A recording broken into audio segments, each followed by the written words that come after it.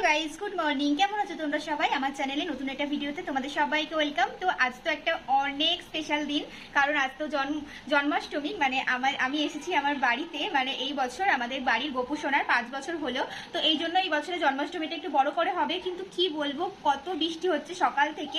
মানে ঘুম থেকে উঠে দেখি প্রচুর বৃষ্টি হচ্ছে, না জানি কি হবে। এখন আমি স্নান টান করে নিয়েছি, এখন ভাইকে পাঠালাম বাজারে ফুল আনতে। তো বৃষ্টির জন্য সকাল থেকে বাজারে যেতে পারিনি, ও ফুল নিয়ে আসলে রেডি হবে গোপু সোনার। তো তারপরে ভাই বাজার থেকে এলে ও মানে গোপু সোনাকে স্নান করাবো। তারপর আজকে আছেই তো ওর জন্য অনেক স্পেশাল মানে মেনু। তো চলো তোমরা পুরো ভিডিওটা দেখতে থাকো। আর দেখো বাইরে এখনো বৃষ্টি হচ্ছে, এখন একটু কমেছে যদিও বৃষ্টিটা, কি জানি কমলেই ভালো হবে, নাহলে কালকে তো লোকজন আসতেও। এই দেখো আমি বলেছিলাম রজনীগন্ধার মালা আনতে, ও প্লাস্টিকের এনেছিল। আমি প্লাস্টিকের গাঁদা ফুলের মালা আনতে বলেছিলাম, কারণ এই যে আমার মা এই খাটটাতে মশারি টাঙানোর জন্য এই চারিদিকে এই বাটামগুলো লাগিয়েছে। তো এটা তো বাজে দেখতে লাগছে, এটাকে কভার করতে হবে, তো সেই জন্য এইগুলো দিয়ে এখন কভার করব। তো চলো তোমাদের মামা দেখো গোপু দাদা স্নান করছে ফুলের মধ্যে।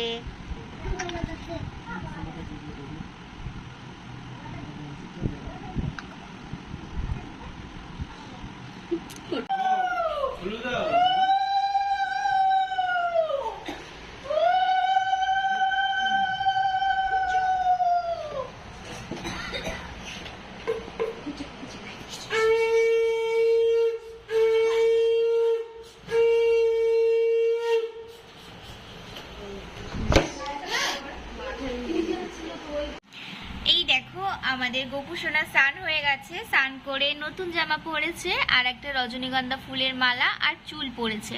চুল আমরা সবসময় পরাই না, কারণ চুল পরলে না আমাদের মুখটা একটু অন্যরকম লাগে। আর দেখো এই যে মশারি টাঙাবে বলে আমার মা এই খাটের এই বাটামগুলো করেছিল, ওটা যাতে সুন্দর লাগে দেখতে, সেই জন্য আমি এটাকে ফুলের মালা দিয়ে কভার করে দিয়েছি।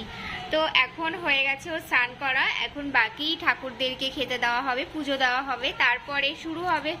এই যে এখানে রয়েছে নারকোল, তারপরে আর যা যা আছে আর সেগুলো দিয়ে পুজো দেওয়া, মানে সেগুলো তৈরি।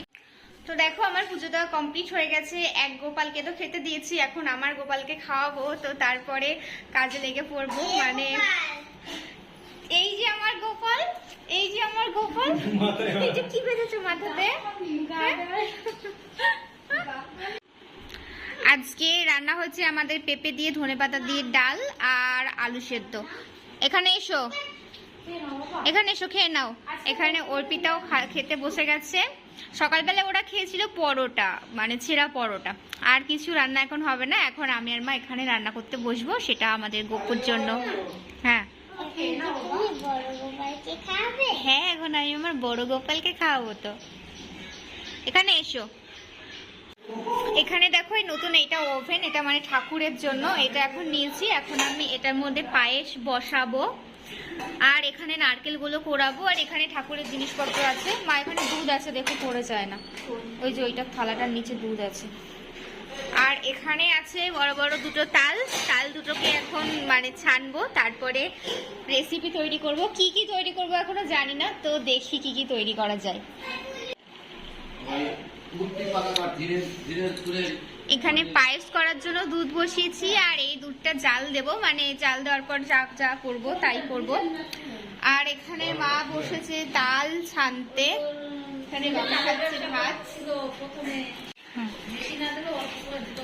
দেখো এখানে আমি নারকেল কোরাচ্ছি আর মা এখানে তাল ছানছে, মানে তালের পাল বের করছে। আর এখানে আমি মানে পায়েস এখন অলরেডি হয়ে এসছে, তারপরে দেখা যাক কি করি। আর এখানে এমনি দুধ জাল দিয়েছি। তো দেখো কি বৃষ্টি নেমেছে, মানে সেই সকাল থেকে ঘুম ভেঙে উঠেছে দেখছি বৃষ্টি শুরু হয়েছে, এখনো এক ফোঁটা বৃষ্টি কমেনি। এদিকে আমাদের ভোগ রান্না করা হয়ে গেছে, না এখনো বাকি আছে, যেটা মালপোয়া, তালের বড়া আর লুচি, আর একটা তালের মানে সন্দেশ বানাবো, তো সেটা করলেই হয়ে যাবে। তো এখন একটুখানি উঠেছি, এতক্ষণ বসেছিলাম। তো বৃষ্টি জানি না কমছে না, কালকে কি হবে। কালকে যদি এরকম বৃষ্টি থাকে, যারা মানে তাদের নেমন্তন্ন আছে, যারা দুপুরবেলা খাবে, তারা তো মনে হয় আসতেও পারবে না। কি হবে কি জানি, কবে এর থেকে বৃষ্টি না জানি বন্যা হয়ে যায় এত বৃষ্টি। এই দেখো এখানে মালপোয়া করার জন্য তেল বসিয়েছি, আর মা ওখানে কাজ করে করে, কাজ না মানে হেল্পারি করে করে হাঁপিয়ে গেছে। হেল্পারই বলবো, কারণ রান্নাগুলো তো আমি করছি আর মা মানে জোগাড় করছে। সত্যি কিন্তু রাঁধুনির থেকে হেল্পারের খাটনি কিন্তু অনেক বেশি। তাই মা শুয়ে পড়েছে ওখানে। আর এখানে আমি গুলে রেখেছি মালপোয়ার ব্যাটারটা। মালপোয়া হবে, তারপরে হবে তালের বড়া, তারপরে হবে লাস্টে লুচি, তারপরে হবে কি জানো একটা সন্দেশ।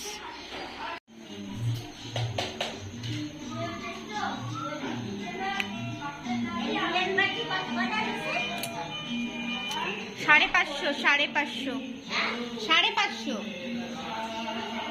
কি দিদা, দাম বেশি নিয়েছে? দিদা?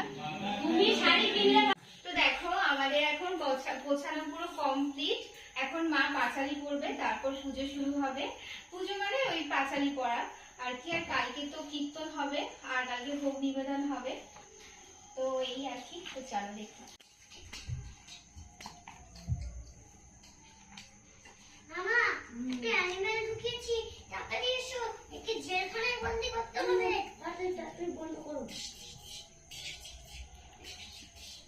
জয় রাধে গোবিন্দ গোপাল বনমালী শ্রীরাধার প্রাণধর মুকুন্দ মুরারি হরি নাম বিনা রে ভাই গোবিন্দ নাম বিনে বিপলে মনুষ্য জনম যায় দিনে দিনে দিন গেল মিছে কাজে রাত্রে গেল নিভে নাম বুঝিল রাধা কৃষ্ণ চরণারি বৃন্দে কৃষ্ণ বুঝিবারে তরে সংসারে আইন নিচে মায়া বদ্ধ হয়ে মৃত্যুর সময় হইল ফলরূপে পুত্রকলা দালু ভাঙ্গি পড়ে কাল রূপে সংসারেতে পক্ষবাসা করে।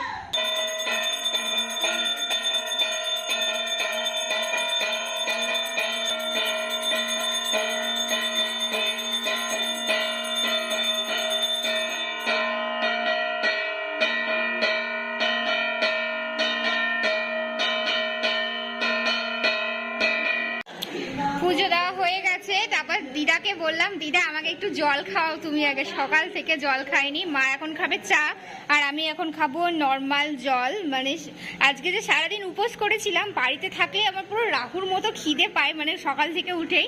আজকে গোপালের ইচ্ছায় মাধবের ইচ্ছায় আমার খিদেও পাইনি আর তৃষ্ণাও পাইনি। তো এখন সারাদিন পর এই যে জল খাবো। প্রসাদ মুখে দিলাম না তো।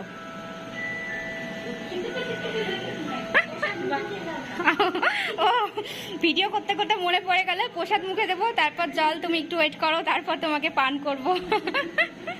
আচ্ছা, এখানে আমার বনু, এখানেও আরেকটা বনু, পেছনে আমার মামা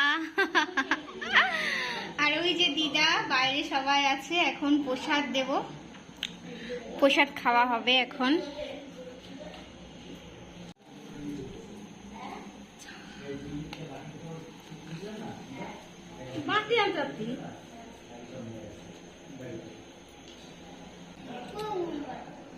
ঘুম পাচ্ছে না? দুপুরে ঘুমায়নি আজকে? না পোস্তা কুস্তি করছে না? না না পোস্তা কুস্তি ওদের ঘরে দেয় করছে আর মেজের মধ্যে শুয়েছিল।